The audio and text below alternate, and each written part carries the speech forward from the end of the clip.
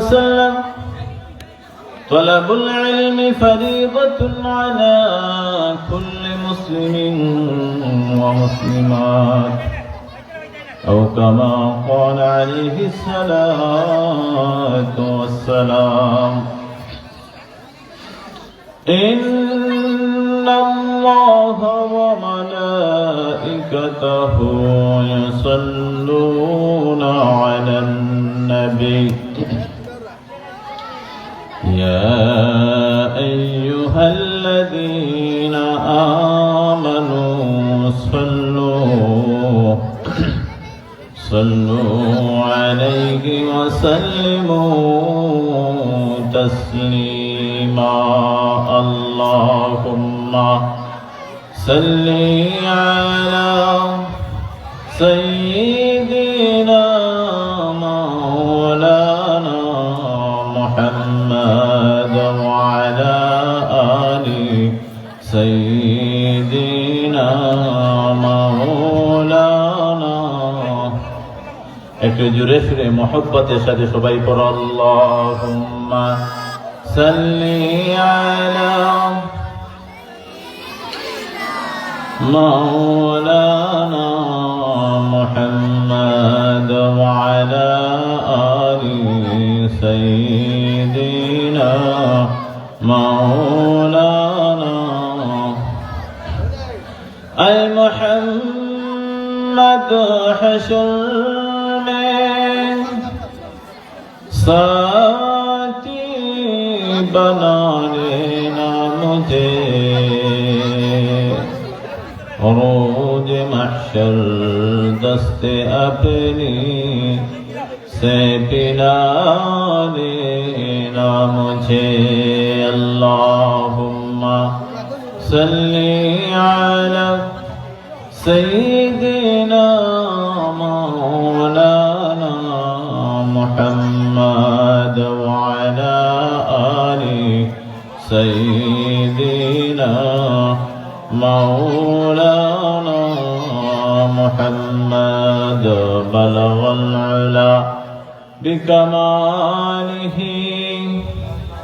كشف الدجى بجماله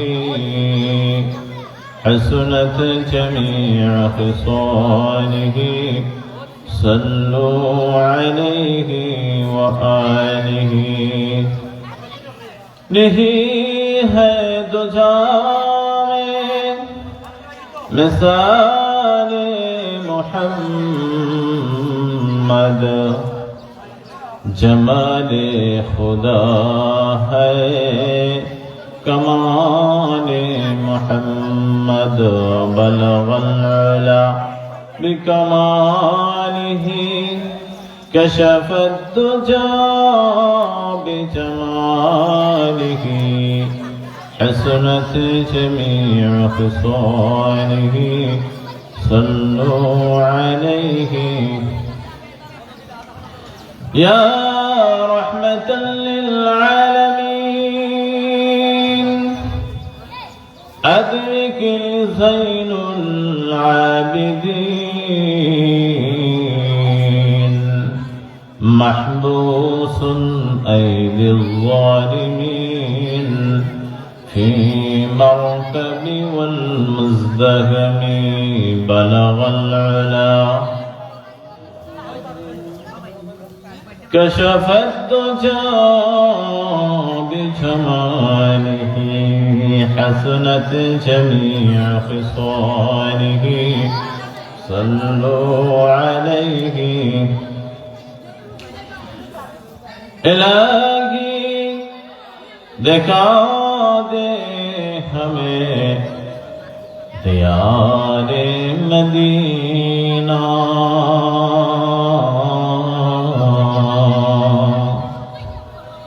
इलाही बना दे हमें ओबारे मदीना बलगल उला بكماله كشف الدجى بجماله حسنت جميع خصاله صلوا عليه وآله لا إله إلا الله لا إله إلا الله جري جري لا إله إلا الله لا إله لا إله إلا الله سبحان الله الحمد لله لا إله তুমি বাঁচাও তুমি মারো অবিরত ক্ষমা করো তুমি বাঁচাও তুমি মারো অবিরত ক্ষমা করো ধরার যে জন তাকেই ধরো ধরার যে জন তাকেই ধরো তোমার মুঠোয় সবই আল্লাহ সুবহানাল্লাহ আলহামদুলিল্লাহ লা ইলাহা ইল্লাল্লাহ সুবহানাল্লাহ লা ইলাহা ইল্লাল্লাহ তোমার রিজিকে পরে অবাধ্য হয় কেমন করে তোমার রিজিকে পরে অবাধ্য হয় কেমন করে খুঁজে না পাই কোনো বাসা খুঁজে না পাই কোনো বাসা শুকর গুজার করার আল্লাহ সুবহানাল্লাহ আলহামদুলিল্লাহ লা ইলাহা ইল্লাল্লাহ সুবহানাল্লাহ আলহামদুলিল্লাহ লা ইলাহা ইল্লাল্লাহ লা ইলাহা ইল্লাল্লাহ মুহাম্মাদুর রাসূলুল্লাহ সাল্লাল্লাহু আলাইহি ওয়াসাল্লাম। শাহ মকসুদ শামনুদ্দিন রহমতুল্লাহ আলাইহি হাফিজিয়া দাখিল মাদ্রাসার বার্ষিক ইসলামী মহাসম্মেলনে উপস্থিত মঞ্চে উপবিষ্ট সভাপতি সাহেব, উপস্থিত অত্র মাদ্রাসা নবীর বাগানের ইলমে দ্বীন আহরণী আমার স্নেহাশীষ ছাত্ররা, উপস্থিত অত্র এলাকার মুরব্বিয়ানে কেরাম, নওজোয়ান ভাইয়েরা এবং এই মাদ্রাসার শুভাকাঙ্ক্ষী এবং এই মাদ্রাসার বিভিন্ন স্তরের বিশিষ্ট উলামায়ে কেরাম, শিক্ষকবৃন্দ, শিক্ষিকাবৃন্দ, আমি আমার পক্ষ থেকে সবাইকে প্রথমে আন্তরিক মোবারকবাদ জানাতে চাই যে এত সুন্দর একটি মহতী মাহফিলের আয়োজন করার জন্য এবং আমাকে যে সুযোগ দেওয়া হয়েছে আল্লাহ পাক রব্বুল আলামিনের কাছে শুকরিয়া জ্ঞাপন করছি, আপনাদেরকে অসংখ্য ধন্যবাদ জানাচ্ছি। তারই সাথে সাথে আমরা মহান রব্বুল আলামিনের দরবারে শুকরিয়া আদায় করতে চাই যে মহান রব্বুল আলামিন আমাদেরকে এই দ্বীনি মাহফিলে বসা, কোরআন হাদিস থেকে বলার এবং শোনার যে তৌফিক দান করেছেন, সেই জন্য মহান রব্বুল আলামিনের দরবারে আমরা একবার শুকরিয়া আদায় করি। জোরে বলুন আলহামদুলিল্লাহ, আরো জোরে জোরে বলো আলহামদুলিল্লাহ। তারই পাশাপাশি অসংখ্য অগণিত দুরূদ ও সালাম পেশ করেছি মানবতার মুক্তির দূত, মানবতার মুক্তির দিশারি, সাইয়্যিদুল মুরসালিন, শাফিউল মুসলিমিন, রাহমাতাল লিল আলামিন, খাতামুন নবীন হুজুর পাক সাল্লাল্লাহু আলাইহি ওয়াসাল্লামের রওজা মুবারক। সম্মানিত উলামায়ে কেরাম এবং অত্র মাদ্রাসার শিক্ষার্থীবৃন্দ, আমার আজকের বিষয় হচ্ছে ইলমের চেয়ে আর উত্তম গুণাবলী পৃথিবীতে কিছু নেই। জ্ঞানের চেয়ে আর পৃথিবীতে উত্তম মর্যাদা সম্পন্ন পৃথিবীতে আর কোনো বস্তু হতে পারে না। সম্পদের চেয়ে জ্ঞানই সবচেয়ে উত্তম। যদি জ্ঞান মানুষের না থাকে, লেখাপড়ার যোগ্যতা না থাকে, সমাজে বা কোনো ভালো জায়গায় সেই মানুষের কোনো স্থান নেই। যে ব্যক্তি যত বেশি জ্ঞানী, যত বেশি শিক্ষিত, তার মর্যাদাটাও তত বেশি। জোরে বলুন ঠিক কিনা? জ্ঞানই অর্জন করতে হবে। জ্ঞান যদি না থাকে তাহলে মনে করেন সাদা কাপড়ে ঝোলানো একটা জীবন্ত লাশের মতো। আপনি জীবিত আছেন ঠিকই আছে, আপনার কাছে কোরআন হাদিসের দুনিয়াবি কোনো জ্ঞান নাই, আপনি জীবন্ত একটা লাশের মতো। এই জন্য এই যে মাদ্রাসাটা, সেটা হচ্ছে জ্ঞান বিতরণের একটা জায়গা। আল্লাহ রাসূল সাল্লাল্লাহু আলাইহি ওয়াসাল্লাম বলেন, তালাবুল ইলমি ফরিদাতুন আলা কুল্লি মুসলিমিন ওয়া মুসলিমা। ইলমে দ্বীনের জ্ঞান, কোরআন হাদিসের জ্ঞান, শরীয়তের জ্ঞান প্রত্যেকটা নর নারী, প্রত্যেকটা পুরুষ এবং মহিলার জন্য জরুরি, ফরজ। জোরে বলুন সুবহানাল্লাহ। দ্বীনের জ্ঞান যদি না থাকে, কোরআন হাদিসের জ্ঞান যদি তার মধ্যে না থাকে, কোনটা হালাল কোনটা হারাম সে বুঝবে না, কোনটা সঠিক পথ কোনটা অঠিক পথ, কোনটা বাঁকা পথ আর কোনটা সোজা পথ, সেই জ্ঞান যদি তার মধ্যে না থাকে তাহলে সেই পৃথিবীতে সেই ব্যক্তিটা চলাফেরা করা অসম্ভব। সে বেঁচে থাকবে একজন মানুষের মতো, কিন্তু আসলে একটা জীবন্ত লাশ। এজন্য আল্লাহ রাসূল সাল্লাল্লাহু আলাইহি ওয়াসাল্লাম বলেছেন, তালাবুল ইলমি ফরিদাতুন আলা কুল্লি মুসলিমিন ওয়া মুসলিমাত।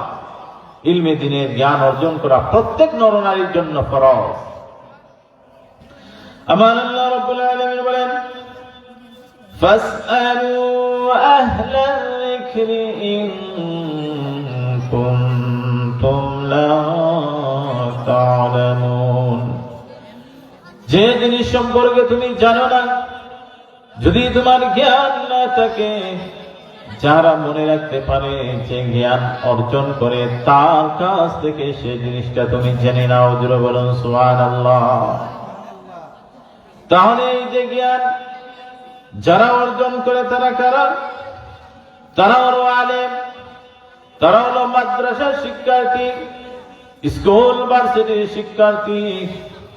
স্কুল ভার্সিটি জেনারেল লাইনে যারা শিক্ষা করে, তারা দুনিয়াবি শিক্ষা করে, সেটাও জরুরি। আর যারা মাদ্রাসায় পড়ে তাদের জেনারেল শিক্ষাও আছে, কোরআন হাদিসেরও শিক্ষা আছে, দুইটার সমন্বয় আছে। জোরে বলুন ঠিক কিনা? মাদ্রাসায় যারা পড়ে তাদের মাঝে উভয় জ্ঞান বিদ্যমান। এই জন্য আল্লাহ রাব্বুল আলামিন বলেন, কুল হাল ইয়াস্তাউিল্লাযীনা ইয়া'লামুনা ওয়াল্লাযীনা লা ইয়া'লামুন। হে রাসূল, আপনি বলে দেন, যারা জানে, যারা জ্ঞানী, তারা আর জানে না, যারা জ্ঞানী নয়, লেখাপড়া করে নাই, তারা কি সমান হতে পারে? তারা উভয় কখনো সমান হতে পারে না। জ্ঞানীর মর্যাদাটাই যারা জ্ঞানী নয় তাদের উপরে বেশি থাকবে। জোরে বলুন সুবহানাল্লাহ। কুল হাল ইয়াস্তাউিল্লাযীনা ইয়া'লামুনা ওয়াল্লাযীনা লা ইয়া'লামুন। যারা জানে এবং যারা জানে না, উভয় কখনো সমান হতে পারে না।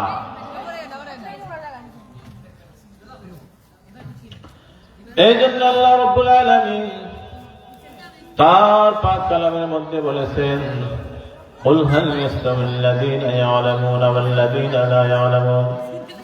যারা জানে যারা জানে না কখনোই করতে পারে না, তোমরা জানার চেষ্টা করো।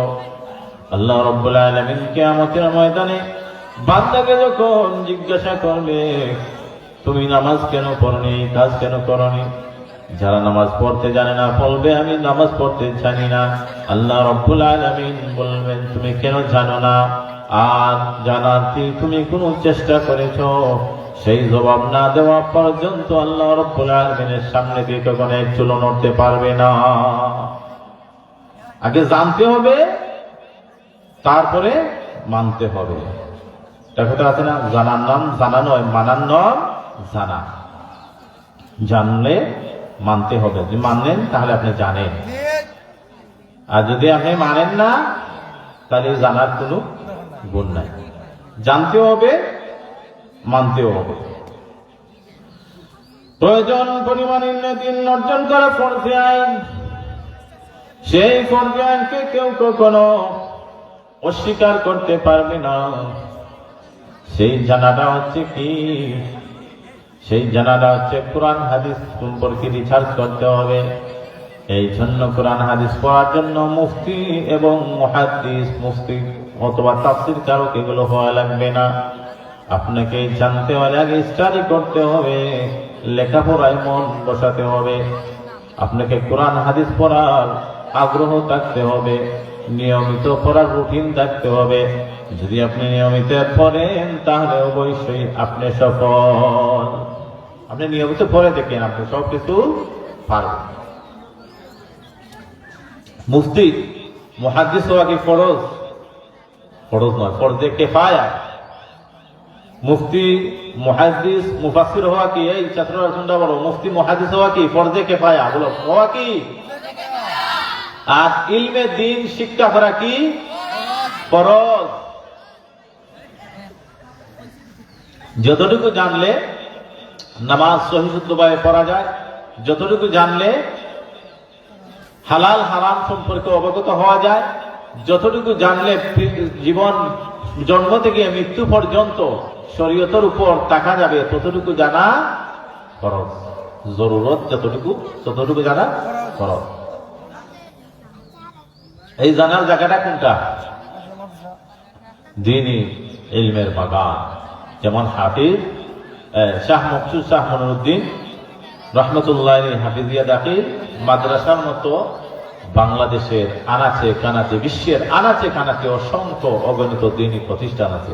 আল্লাহ সব প্রতিষ্ঠানকে কবুল করুন, বলো আমিন।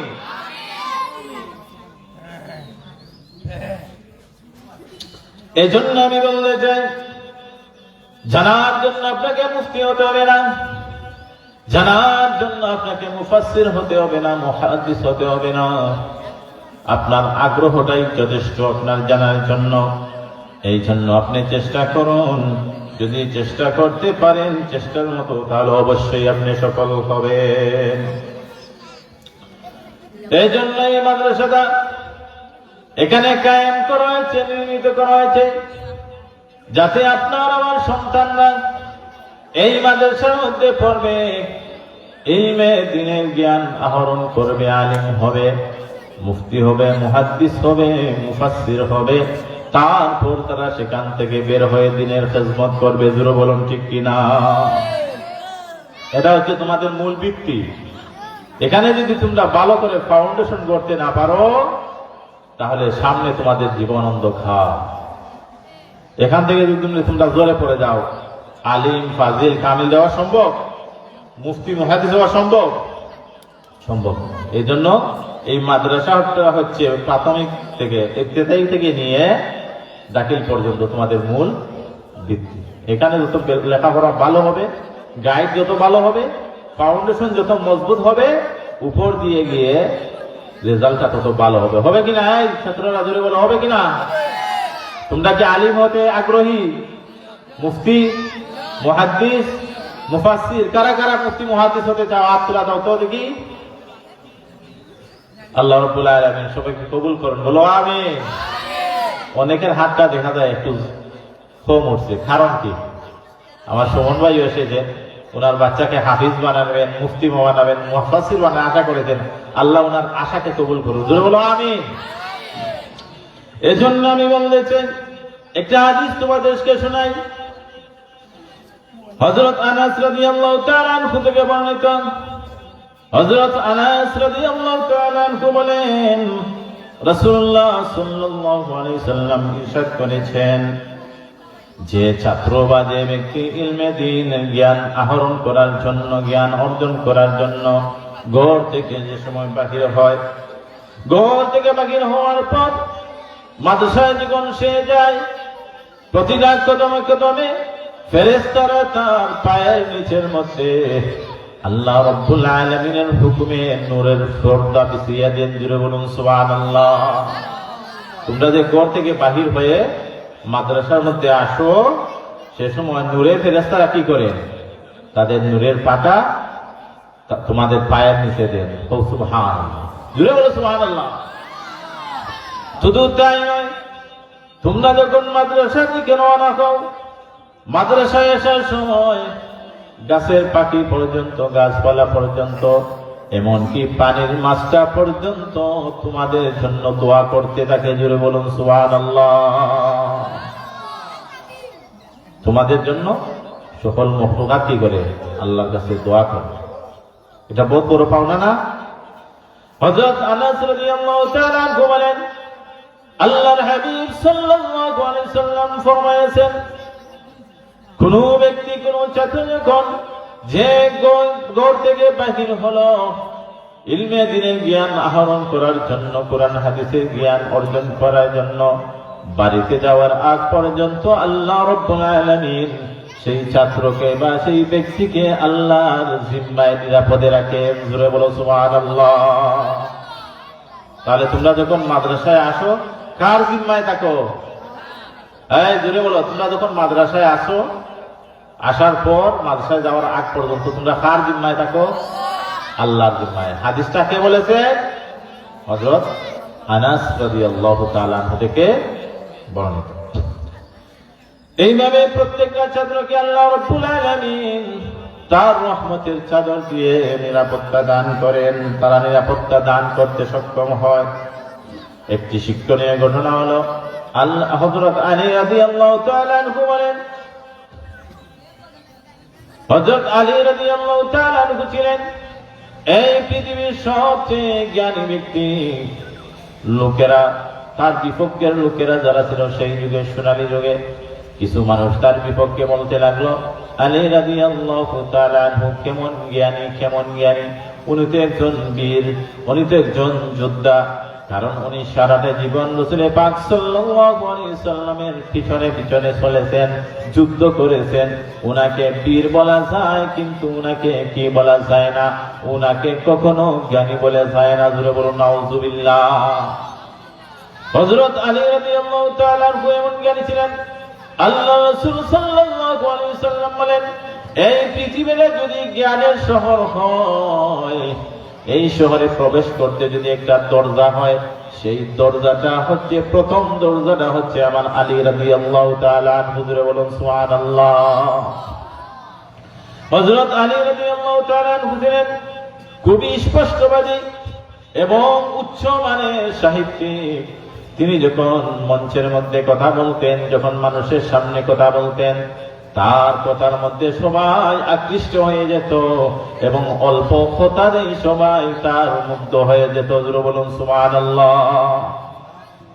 হযরত আলী রাদিয়াল্লাহু তাআলা আনহু এমন জ্ঞানী ছিলেন, তিনি জ্ঞান আহরণ করতে গিয়ে সারাটা জীবন ইলমে দ্বীনের খেদমতে কাটিয়ে দিয়েছেন।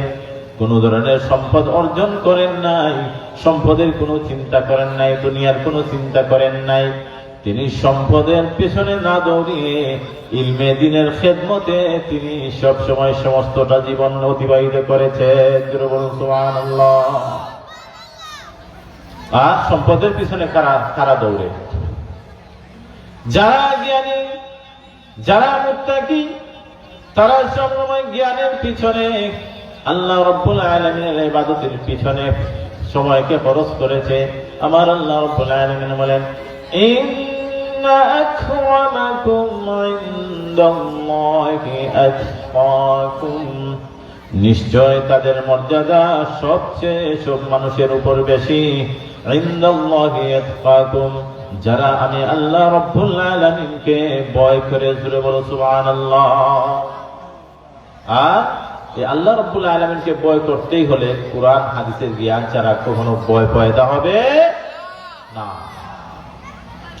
হযরত আলী রাদিয়াল্লাহু তাআলা আনহু এমন জ্ঞানী ছিলেন, কিছু লোক তারা পরামর্শ করল, ষড়যন্ত্র করল, হযরত আলী রাদিয়াল্লাহু তাআলা আনহুকে এমন প্রশ্ন করব, উনি আমাদের প্রশ্নের কোনো উত্তর দিতে পারবেন না। আর প্রশ্ন করার পর যখন উত্তর দিতে পারবেন না, তখন আমরা প্রচার করে দেব আলী রাদিয়াল্লাহু তাআলা আনহুর কোনো জ্ঞান নেই, উনি নামমাত্র জ্ঞানী।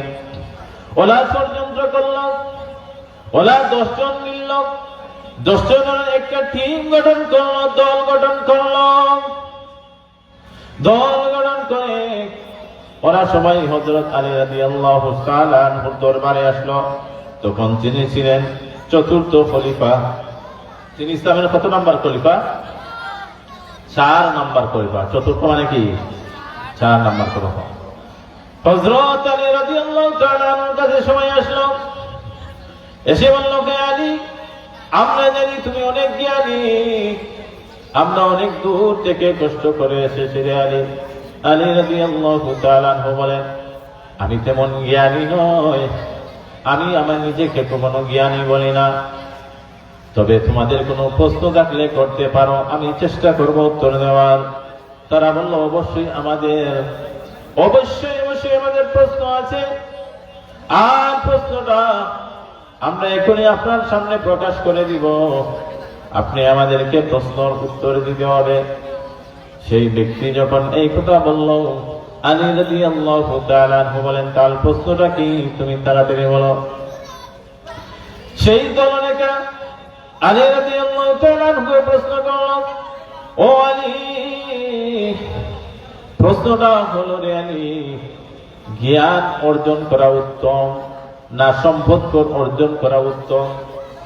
আর যদি জ্ঞান করা উত্তম হয় অথবা সম্পদ অর্জন করা উত্তম হয়, কেন উত্তম, সেই উত্তরটা আমাকে দিতে হবে। আলী রাদিয়াল্লাহু তাআলা আনহু যখন উত্তর দেওয়ার জন্য প্রস্তুত ছিলেন, সেই দলনেতা আবার আলী রাদিয়াল্লাহু তাআলা আনহুকে বলল, আলী, আমার প্রশ্ন শেষ হয় নাই, আবারও শোনো তুমি, সম্পদ উত্তম না ইলমে দ্বীনের জ্ঞান আহরণ করা উত্তম, সেটা তো তুমি উত্তর দিবা। আমরা এখানে আছি রে আলী, 10 জন মানুষ আছি, সেই 10 জনের প্রশ্ন কিন্তু একটা উত্তর দিতে হবে 10টা, আমাদের 10 জনকে এক উত্তর দিয়ে বুঝ দিতে হবে। সুবহানাল্লাহ। আলী রাদিয়াল্লাহু তাআলা একটু চিন্তা করলেন, প্রশ্ন কয়টা? একটা। ধন সম্পদ অর্জন করা উত্তম না জ্ঞান, ইলমে দ্বীনের জ্ঞান অর্জন করা উত্তম, বা কেন? আর এই একটা প্রশ্নের 10টা উত্তর দিতে হবে। আলী রাদিয়াল্লাহু তাআলা আনহু একটু চিন্তা করে উত্তর দিতে লাগলেন। আলী রাদিয়াল্লাহু তাআলা আনহু বলেন, তাহলে তোমরা শুনে রাখো, 1 নম্বর উত্তর হলো, পৃথিবীর শ্রেষ্ঠ মহাপুরুষ হলেন নবী রাসূলগণ, পৃথিবীর শ্রেষ্ঠ মহামানব হলেন পৃথিবীর শ্রেষ্ঠ, যার উপরে আর কোন মানুষের মর্যাদা নাই, নবীগণের উপর, রাসূলগণের উপর পৃথিবীর কোন মানুষের কি নাই, মর্যাদা নাই। সবচেয়ে বেশি মর্যাদাবান হলেন আখিরে জামানার নবী মুহাম্মদুর রাসূলুল্লাহ সাল্লাল্লাহু আলাইহি সাল্লাম, হলেন এই পৃথিবীর সবচেয়ে সম্মানী, সবচেয়ে এই পৃথিবীর মর্যাদাবান নবী রাসূল। তারপরে আর পৃথিবীতে কোন নবী আসবেন না, আর উত্তম কোন মানুষও আসবেন না। সেই নবী রাসূলগণ তারা ধন সম্পদ অর্জন করার জন্য বলেন নাই, তারা বলেছেন জ্ঞান অর্জন করা, ওহীর জ্ঞান অর্জন করা। আল্লাহর হাবিব সাল্লাল্লাহু আলাইহি সাল্লামের পর 23 বছর কুরআন নাযিল হয়েছে, সেই 23 বছরে আল্লাহর হাবিব সাল্লাল্লাহু আলাইহি সাল্লাম কুরআনের আলো দিয়ে পৃথিবীকে কি করেছেন? শাসন করেছেন। সুবহানাল্লাহ। নবীরা যদি এই পৃথিবীর সবচেয়ে মর্যাদাবান মানুষ হন, তাহলে তাদের সবার কথাই ছিল তোমরা কি করো, তোমরা জ্ঞান অর্জন করো। আল্লাহর হাবিব সাল্লাল্লাহু আলাইহি সাল্লাম বলেন, বুইসতু মুআল্লিমান, আমি এই পৃথিবীর মধ্যে তোমাদের জন্য শিক্ষক হয়ে প্রেরণ হয়েছি। জোরে বলুন সুবহান। তাহলে এক নম্বর প্রশ্ন হলো, নবীগণের নির্দেশ কি ছিল? জ্ঞান অর্জন করো। এখন দুই নম্বর উত্তর, প্রশ্ন একটা উত্তর দিতে হবে 10টা। আলী রাদিয়াল্লাহু তাআলা আনহু বলেন, 2 নম্বর প্রশ্ন হলো, সম্পদ পাহারা দিয়ে রাখতে হয়, কিন্তু জ্ঞান পাহারা দিয়ে কখনো রাখতে হয় না। জোরে বলো সুবহানাল্লাহ। আপনার ঘরে যদি সম্পদ থাকে, সেটার জন্য আলমিরা আছে, বিভিন্ন গোপন জায়গা আছে, থালা আছে, চাবি আছে, তারপরে কত সিকিউরিটি আছে, আছে কিনা? আমাদের সম্পদ রাখা এখন ঘরে নিরাপদ না, আমরা ব্যাংকের মধ্যে রাখি কিনা? ব্যাংকে নিরাপদ। আমরা সম্পদটা রাখার জন্য বিভিন্ন ধরনের কলা কৌশল আছে, কিন্তু আলী রাদিয়াল্লাহু তাআলা আনহু বলেন, সম্পদ পাহারা দেওয়ার জন্য অনেক কিছুর প্রয়োজন হয়। পাহারা দেওয়ার জন্য ব্যাংকের দরকার হয়, সিকিউরিটির দরকার হয়, পুলিশের দরকার হয়, আইন শৃঙ্খলা বাহিনীর দরকার হয়, নিজের দরকার হয়। কিন্তু জ্ঞান পাহারা দেওয়ার জন্য কোনো কিছুর দরকার হয় না। জ্ঞান যত তুমি অর্জন করবে, জ্ঞান তোমার কাছে নিরাপদ থাকবে। জোরে বলো সুবহানাল্লাহ। জ্ঞান পাহারা দেওয়ার জন্য কোন ধরনের সিকিউরিটি পাহারাদার রাখতে হয়। কয়টা গেল? একটা প্রশ্নের উত্তর, 2টা। 3 নম্বর উত্তর হলো, ধন সম্পদ মানুষের মধ্যে হিংসার জন্ম দেয়, আর জ্ঞান মানুষের মধ্যে মায়া, মহব্বত এবং মহানুভবতা এবং কি করে? জ্ঞান মানুষের মধ্যে উদারতার সৃষ্টি করে। জোরে বলুন সুবহানাল্লাহ। ধন সম্পদ বাড়লে মানুষ কৃপণ হয়, মানুষ কি করে? হিংসা বাড়ে, আরেকজনের হিংসা বাড়ে। কিন্তু জ্ঞানী যদি হয় মানুষ, তার মধ্যে থেকে হিংসা চলে যায়, আর সে কি করে? বন্ধুত্ব সুলভ আচরণ করে, তার মন উদার হয়ে যায়। জোরে বলো সুবহানাল্লাহ। তাহলে আমরা কয় নম্বর উত্তর পাইলাম? 3 নম্বর উত্তর, ধন সম্পদ মানুষের মধ্যে হিংসা সৃষ্টি করে, ধন সম্পদ শত্রুতা সৃষ্টি করে। পক্ষান্তরে জ্ঞান মানুষের মধ্যে বন্ধুত্বতা, ভ্রাতৃত্বতা, বন্ধন সৃষ্টি করে। জোরে বলুন সুবহানাল্লাহ। এই জন্য জ্ঞানী, ইলমে দ্বীনের জ্ঞানী উত্তম। 4 নম্বর হচ্ছে, জ্ঞান বিতরণ কখনো কমে না। সম্পদ যদি আপনার হয়, সেই সম্পদ থেকে যদি আপনি দান খয়রাত করেন, খরচ করেন, মসজিদ মাদ্রাসা বানান, নিজের বাড়িঘর বানান, সম্পদ কমে কিনা? কিন্তু জ্ঞান, ইলম এমন একটা জিনিস যেটা বিতরণ করলে কমে না, বরঞ্চ আরো বেশি বাড়ে। জোরে বলো সুবহানাল্লাহ। জ্ঞান যত মানুষের কাছে আপনি জ্ঞান পৌঁছাবেন, যত মাদ্রাসায় লেখাপড়া করাবেন, ছাত্রদেরকে তালিম দিবেন, ছাত্রদেরকে তালিম দেওয়ার পরে আপনার জ্ঞানটাও বাড়তে থাকে। জোরে বলুন ঠিক কিনা? জ্ঞানে দাঁড় পেতে থাকে, আরো বেশি ইলিম বাড়তে থাকে, ইলিম অর্জন হতে থাকে, ইলিম চর্চা হয়। 6 নম্বর উত্তর গেল। 4 নম্বর। 5 নম্বর হলো, জ্ঞানের ব্যাপারে মানুষের মনে কোনো কৃপণতা থাকে না। জ্ঞানী ব্যক্তিদের মন আকাশের মতো উদার থাকে।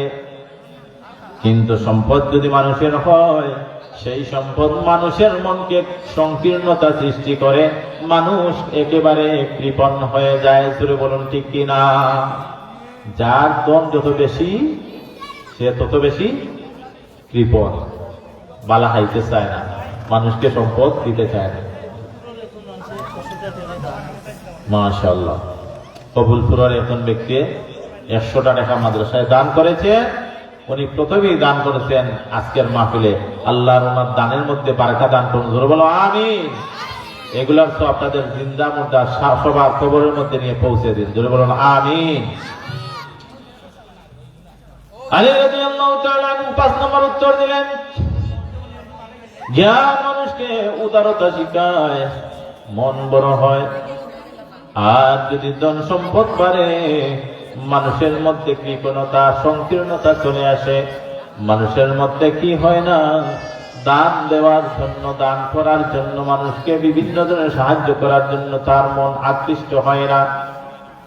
কারণ সে অনেক ধনী ছিল, সে কি করো, দোয়া চাইল, আমার যাতে সম্পদ হয় তোমরা দোয়া করো।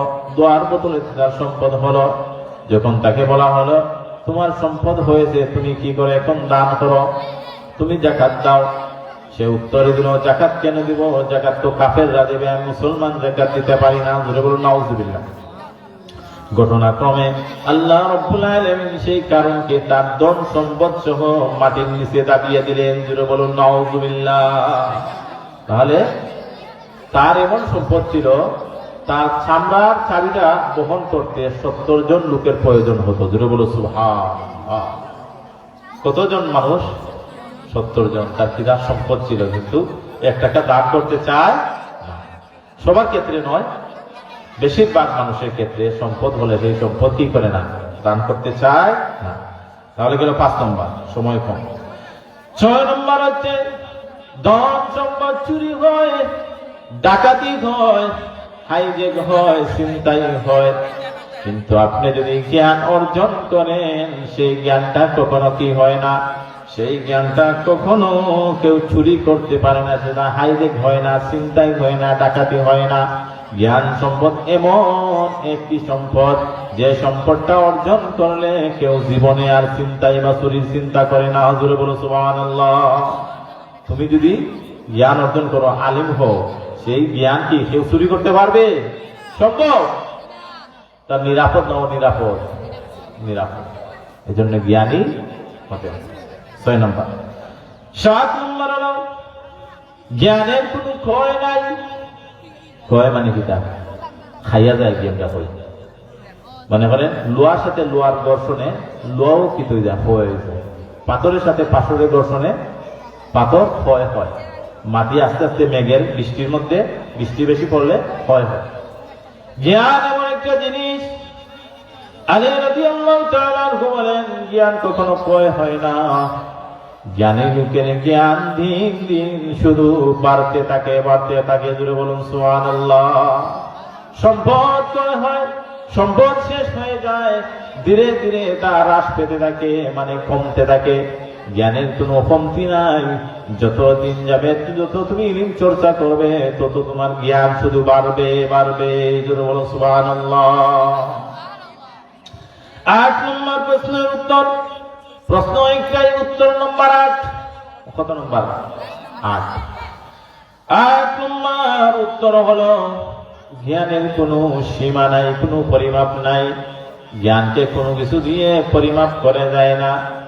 আল্লাহ রাসূল সাল্লাল্লাহু আলাইহি সাল্লাম বলেছেন, দুনিয়া থেকে নিয়ে কবর পর্যন্ত, মৃত্যুর আগ পর্যন্ত তুমি জ্ঞান আহরণ করো। জোরে বলো সুবহানাল্লাহ।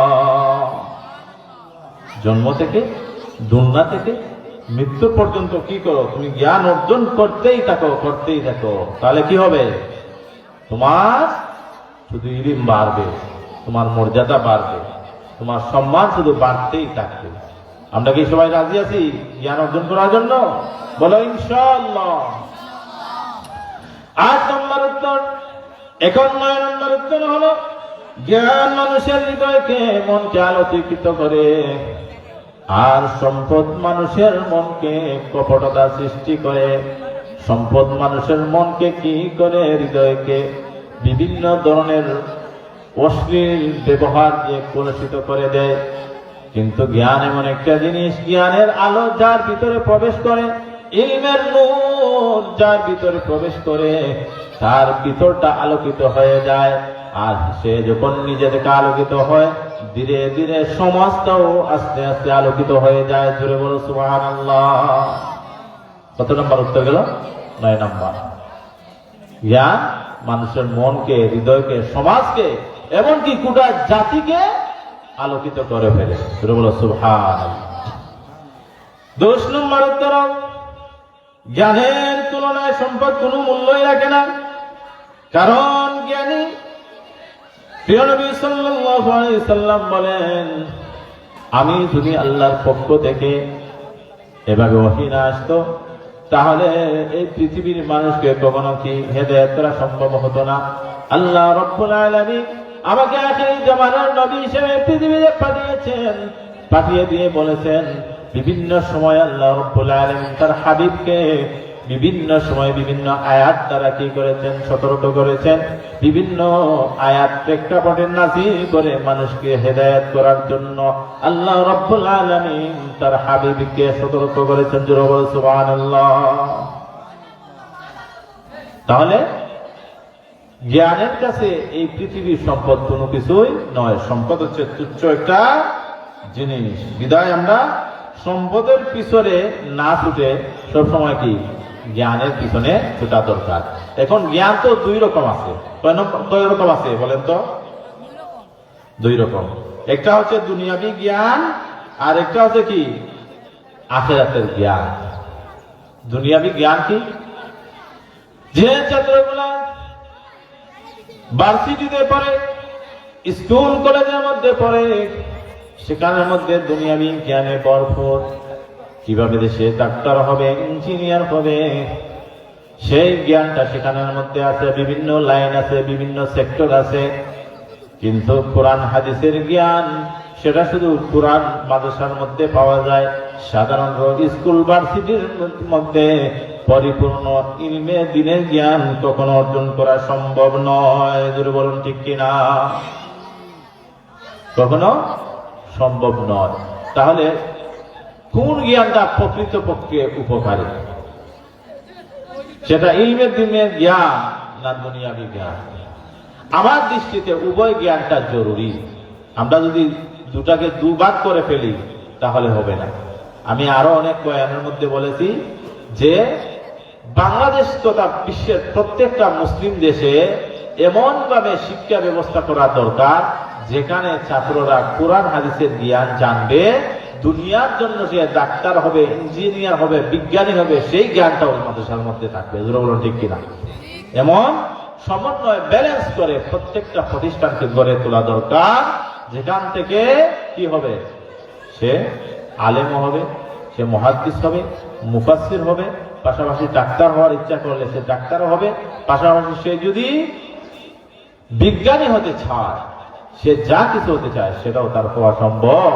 কারণ যদি কোরআন হাদিসের জ্ঞান না থাকে কখনো তার ভিতরে আল্লাহর ভয় ঢুকবে না। ঢুকবে? আল্লাহ রাব্বুল আলামিন বলেন আল্লাহ রাব্বুল আলামিন বলেন ইন্নামা ইয়াখশাল্লাহা মিন ইবাদিহিল উলামা। নিশ্চয় আলেম যারা প্রকৃতপক্ষে জ্ঞানী তারা একমাত্র আল্লাহ রাব্বুল আলামিনকে বেশি ভয় করে। জোরে বলুন সুবহানাল্লাহ। আল্লাহ রাসূল সাল্লাল্লাহু আলাইহি ওয়াসাল্লাম বলেন আল উলামা ওয়ারাসাতুল আম্বিয়া। আর উলামাদের মধ্যে যারা তারাই হচ্ছে নবীর ওয়ারিস। জোরে বলুন সুবহানাল্লাহ। কিন্তু আমাদের দেশের প্রেক্ষাপটে মাদ্রাসার জ্ঞানটা যেমন খয়রাতি জ্ঞান, লিল্লাহর জ্ঞান, এমন ধারণা সবের। জোরে বলুন ঠিক কিনা? মাদ্রাসা দিলেই মনে করে এই তো লিল্লাহ খয়রাতি জ্ঞান, এর কোন মূল্যায়ন দিতে চায় না। আল্লাহর হাবিব সাল্লাল্লাহু আলাইহি সাল্লাম বলেন পৃথিবীর মধ্যে যেমন আল্লাহ রাব্বুল আলামিন পৃথিবীর সকল মানুষ, সকল নবীদের মধ্যে আমাকে জ্ঞানী করেছেন, আমাকে সবচেয়ে মর্যাদা দিয়েছেন, আমার পরে আমার নায়েবে রাসূল যারা আলেম উলামা তাদের সম্মান পৃথিবীর মধ্যে সবচেয়ে বেশি। জোরে বলুন সুবহানাল্লাহ। এটা কোনো খয়রাতি জ্ঞান নয়, এটা লিল্লাহর কোনো জ্ঞান নয়। এই জ্ঞানটাই হচ্ছে আখিরাত এবং দুনিয়াবি সব সফলতার চাবিকাঠি। জোরে বলুন সুবহান। এই জন্য আলিমদেরকে কি করবেন না, হ্যাঁ প্রতিপন্ন করবেন না, অবহেলার চোখে দেখবেন না। যদি আলিম না হয় উম্মাহ কোন অভিভাবক পাবে না। আলিম তৈরি না হলে একটা উম্মাহ সে অন্ধকারের মধ্যে চলে যাবে। কারণ উলামারা হচ্ছে দিনের আলো, দিনের মশাল। জোরে বলুন ঠিক কিনা? তারা এই দিনের ডান্ডাকে কি করেছেন? উঁচু করে রেখেছেন। একজন বিজ্ঞানী যখন হয়, একজন মানুষ যখন সে কি হয়, বড় বিসিএস ক্যাডার হয়, বিসিএস ক্যাডার পরে যখন সচিবালয়ে তার চাকরি হয়, কোথায়? সচিবালয়ে তার চাকরি হলো, সে একজন সচিব। সেই সচিব কি করে? কলমের একটা কোথায় একটা দস্তখতে কোটি কোটি টাকা অথবা লক্ষ লক্ষ টাকা ঘুষ গ্রহণ করে। জোরে বলুন ঠিক কিনা? এত বড় একজন সচিব, তার বেতন, তার হাই স্কেল, তার সম্মান কত বেশি। সে কেন সে দুর্নীতি করে? তার কলম দিয়ে সে কি করে? লক্ষ লক্ষ টাকা কোটি কোটি টাকা ঘুষ বাণিজ্য করে। তার কলমের এত পাওয়ার কারণ হলো, যে শিক্ষা পাইলে তার মধ্যে আল্লাহর ভয় দরকার, যে শিক্ষা পাইলে ঘুষ খাইলে, যে শিক্ষা পাইলে দুর্নীতি করলে যে কতটুকু শাস্তি, যে ভয় অর্জন করা দরকার, সেই শিক্ষা সে পায় নাই। জুড়ে বলুন ঠিক কিনা? সেই শিক্ষার জায়গা কোনটা? মাদ্রাসা। সেই শিক্ষার জায়গা হচ্ছে দ্বীনে ইলমের বাগান। সেই শিক্ষা তার মধ্যে নাই। সেজন্য সে যত বড় সচিব হোক, মন্ত্রী হোক, এমপি হোক, সে কি করবে? দুর্নীতি করবে। কারণ তার মধ্যে আল্লাহর ভয় কম। সে আল্লাহর কোরআন হাদিসের জ্ঞান থেকে বঞ্চিত। জোরে বলুন ঠিক কিনা? একজন আলেম এত সহজে সে কি করবে না। এজন্য আমি বলতে চাই, কোন জ্ঞানটা শ্রেষ্ঠ? এই জ্ঞানটা শ্রেষ্ঠ, মাদ্রাসার জ্ঞানটা শ্রেষ্ঠ। আপনার সন্তানকে আপনি প্রথমে কোরআন হাদিসের জ্ঞান দিয়ে তার মগজটা ধুলাই করেন, তার মগজের মধ্যে কোরআন হাদিসের জ্ঞান দেন।